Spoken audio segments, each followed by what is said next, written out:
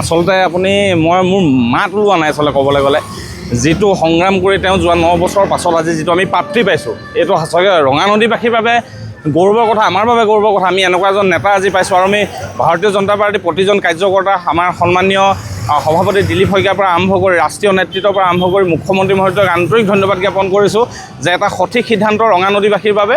আৰু আমি এইটো আশাবাদী ৰঙানদী এইবাৰ এজন নতুন বিধায়ক পাব নৱগঠিত ৰঙানদী বিধানসভা সমষ্টিত। আৰু এখেতৰ যোগেদি ঋষি হাজৰিকাৰ যোগেদি ৰঙানদীত উন্নয়নৰ যি আমাৰ অনিৰুদ্ধ যাত্ৰা, এই যাত্ৰা অব্যাহত থাকিব অনাগত দিনত।